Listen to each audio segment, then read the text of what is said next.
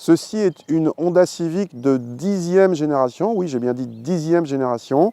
Alors, par rapport à la première génération de 1972, il n'y a pas grand-chose à voir, évidemment. Notamment par la taille. La première Honda Civic, c'est une petite voiture. Celle-là, elle dépasse les 4,50 m de long, ce qui, pour une compacte, est quand même très très grand. Peut-être que la 11e génération passera dans le clan des familiales.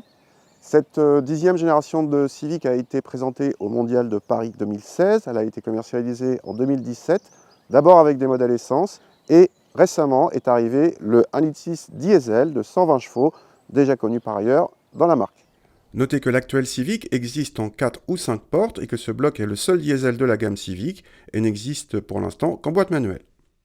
Un temps avant-gardiste, le poste de conduite de l'actuel Civic reste original par son combiné d'instruments en 3 parties et son rétroéclairage bleu. Le reste de la planche de bord est plus classique, à l'instar de cet écran central désormais monnaie courante. Notre version haut de gamme se distingue par un équipement très complet de série, aussi bien pour les aides à la conduite que pour les équipements de confort, tels que la sellerie cuir ou le toit ouvrant.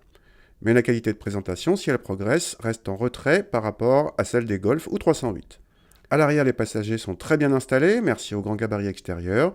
Quant au coffre, c'est le plus grand de la catégorie actuellement, avec presque 500 décimètres cubes mesurés par nos soins. En revanche, le cache-bagages, s'il est original en s'enroulant latéralement, fait un peu cheap.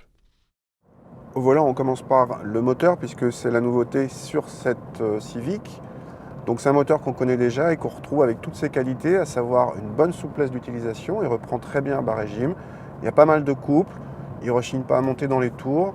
C'est un bon diesel moderne, même si ce n'est pas un foudre de guerre, il n'y a que 120 chevaux. Donc c'est surtout pour la douceur d'utilisation, les reprises et une certaine sobriété. Pour la partie châssis, cette Civic est plutôt agréable. Il y a une direction assez directe. L'amortissement est pas mal, la voiture donne une sensation de dynamisme pas désagréable, tout en restant assez confortable. On a ici une suspension pilotée avec 2 modes, dynamique ou pas dynamique. Le mode dynamique est un peu incongru, sert un petit peu à rien, si ce n'est à limiter les mouvements de caisse si vous êtes vraiment en conduite sportive. Mais de toute façon, avec ce genre d'engin, c'est pas vraiment l'objet. En consommation, si la précédente Civic diesel était l'une des plus sobres de sa catégorie, la nouvelle fait un peu moins bien, mais reste dans la bonne moyenne. Côté tarif, notre version haut de gamme dépasse de peu les 30 000 €, un peu cher pour la catégorie, mais l'équipement est très fourni. Heureusement, car de toute façon, il n'y a pas d'option.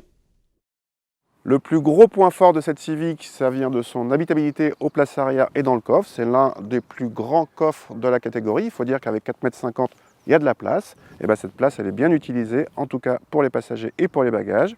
Deuxième point fort, une partie agrément de conduite qui est assez présente. Il ne s'agit pas du tout d'une sportive, mais le compromis est bon et le moteur est agréable. Dans les points négatifs, 2 aspects. Alors il y en a un, c'est pas vraiment un point négatif, mais c'est quand même qu'avec 4,50 m, plus de 4,50 m de long, est-ce qu'on est encore dans les compacts? Ça fait grand pour une voiture de ce segment. Il faut en tenir compte, si vous, notamment pour le stationnement en ville. Et deuxième point assez moyen, la qualité de présentation, assez moyenne pour la catégorie.